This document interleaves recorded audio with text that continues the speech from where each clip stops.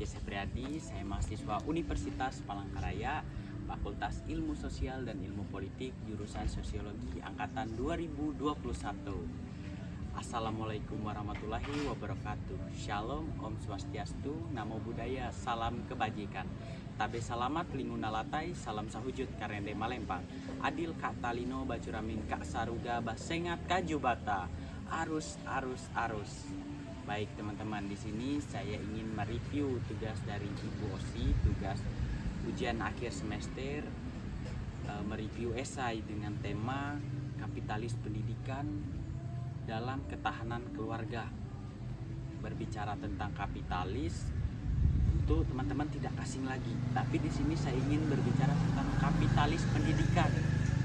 Bagaimana sih kapitalis pendidikan?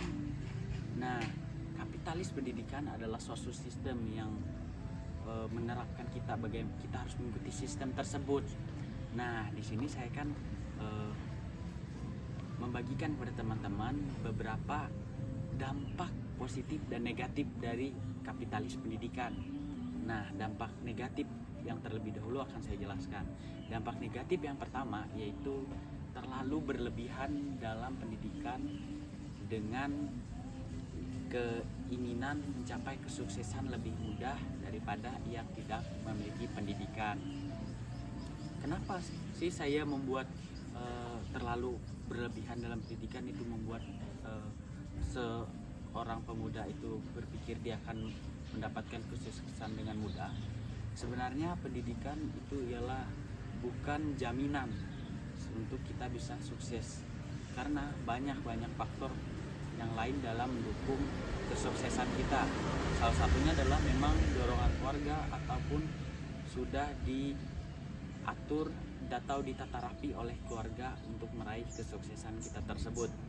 Nah, dampak negatif yang kedua ialah biaya pendidikan yang begitu mahal. Itu adalah dampak negatif dari kapitalis pendidikan. Apa sih dampak negatif dari biaya pendidikan yang tinggi? Seperti teman-teman ketahui, kita dari sekolah itu TK, SD, SMP, dan SMA. Di situ kita sudah diwajibkan membayar yang namanya SPP. Yang kedua, kita diwajibkan menggunakan seragam yang sama karena memang ini adalah sebuah sistem.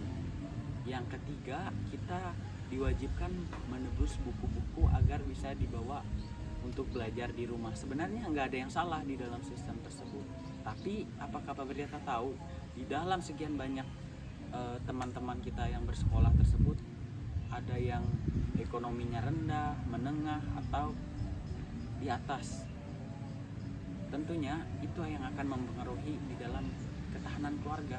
Kenapa terpengaruhi di dalam ketahanan keluarga? Tentunya akan ada perselisihan antara orang tua karena memikirkan biaya pendidikan anaknya tersebut. Selanjutnya, yang dampak negatif yang ketiga di dalam kapitalis pendidikan ialah orang tua sibuk bekerja. Terkadang anak-anak juga ingin merasakan kehangatan di dalam sebuah keluarga, ingin mau didukung bahwa dia bersekolah atau mengejar pendidikannya itu disupport oleh orang tua. Tidak hanya disupport dengan uang, tapi dia ingin support, bercerita apa segala macam. Agar apa? Agar menghindari yang namanya mental health atau depresi. Karena sudah kita ketahui banyak sekali kasus mahasiswa ataupun siswa yang mengakhiri hidupnya karena memang mereka depresi dengan tugas yang diberikan oleh di dalam sebuah pendidikan tersebut. Nah, yang terakhir dampak negatifnya ialah pendidikan dilakukan secara kompetitif. Tentunya dilakukan secara ketat. Otomatis kita akan bersaing di dalam sistem tersebut agar kita dapat menjadi yang terbaik dari yang terbaik. Bagaimana caranya sampai itu saya masukkan ke dalam dampak negatif? Kita perlu ketahui masing-masing anak yang mengejar pendidikan pasti memiliki kelebihannya masing-masing. Tidak hanya berfokuskan pada kelebihan satu. Sedangkan di sistem pendidikan yang ada di Indonesia, kita harus bisa mengharuskan memiliki kemampuan yang banyak. Contoh seperti mata pelajaran bahasa Indonesia, matematika. Nah, di dalam mata pelajaran tersebut, kita diharuskan bisa menguasai 2 mata pelajaran tersebut. Ini saya ambil contoh 2 mata pelajaran. Tapi kita tidak ketahui bahwa ada salah satu anak, dia memang tidak bisa menguasai matematika, tapi dia menguasai yang namanya pelajaran bahasa Indonesia. Ada juga yang anak dapat menguasai matematika tapi tidak menguasai bahasa Indonesia. Oleh sebab itu banyak ketahanan keluarga itu retak ataupun hancur oleh kapitalis pendidikan. Baik, setelah banyak berbicara tentang dampak negatif, saat ini saya akan berbicara tentang dampak positif di kapitalis pendidikan. Apa sih dampak positif di dalam kapitalis pendidikan? Dampak positif kapitalis pendidikan ialah kita dapat mengeksplor diri kita. Seperti kita mulai bersekolah dari TK, SD, SMP, SMA sampai melanjuti ke perguruan tinggi. Mulai dari SMA yang saya rasakan, itu saya masih belum tahu jati diri saya ini apa. Saya tidak tahu apa yang perlu saya kembangkan, skill dan soft skill saya. Karena kita tidak bisa mengembangkan semuanya dengan rata. Nah, pada saat saya berkuliah, di situ saya mulai melihat kemampuan yang ada di dalam diri saya sekarang. Yang memang di saat saya melakukan bersekolah di zaman SD, SMP sampai SMA, itu yang saya rasa hanya belajar, mencatat dan juga menulis, menghitung. Itu pun saya kerap saya lakukan dengan menggunakan bantuan HP pintar atau smartphone untuk mencari jawaban-jawaban tersebut. Jadi saya tidak tahu apa potensi yang ada di dalam diri saya sendiri. Nah, itu adalah dampak positif dalam kita melakukan pendidikan. Dampak positif yang kedua ialah kita dapat memperbanyak networking atau relasi. Walaupun relasi atau networking tersebut tidak menjamin untuk kesuksesan kita sendiri, tapi kita punya wawasan yang luas. Kita dapat bertemu orang-orang hebat dengan melalui pendidikan. Karena apa? Karena kita memang mengikuti sistem kapitalis pendidikan yang memang mewajibkan tapi tidak mengharuskan. Nah, oleh sebab itu saya menyebutkan bahwa itu adalah dampak positifnya.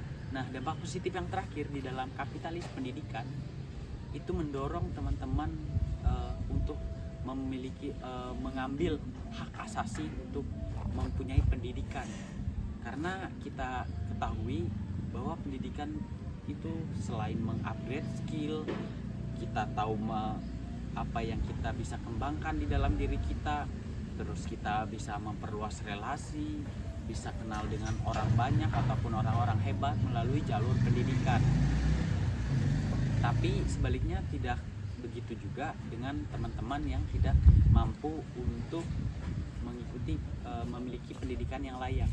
Tapi kita tidak boleh berpikiran berpikiran negatif, karena kemampuan mereka berbeda-beda. Contoh teman-teman yang banyak berita yang dia tidak memiliki pendidikan tapi dia mampu menjadi seorang bos perusahaan dengan dia membuka usaha. Itu kita tidak tahu relasi yang dia miliki, karena dia relasi yang ia miliki, modal yang ia miliki dari orang tuanya. Nah, oleh sebab itu sebenarnya di dalam kapitalis pendidikan, bagaimana cara ketahanan keluarga itu balik lagi ke diri kita sendiri. Bagaimana cara kita membuat di dalam kapitalis pendidikan agar dapat menjadi kebertahanan keluarga atau bahkan melemahkan kebertahanan keluarga.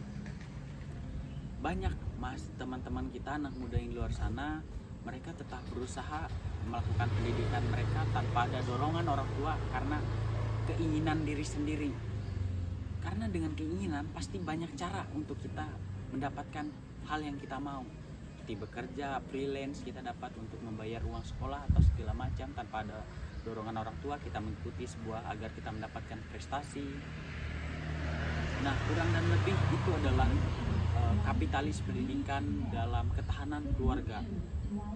Yang perlu saya sampaikan adalah anak-anak muda yang sekarang yang sedang mengikuti pendidikan, baik itu SD, SMP maupun SMA dan yang sudah melanjutkan ke perguruan tinggi, perlu support dari orang tua, bukan hanya support dana tapi dukungan, dapat bercerita agar dapat mengurangi banyaknya kasus teman-teman kita yang banyak mengakhiri hidupnya karena depresi oleh tugas, dan sistem yang kompetitif mengharuskan kita untuk menjadi yang baik dan lebih baik dari yang lainnya.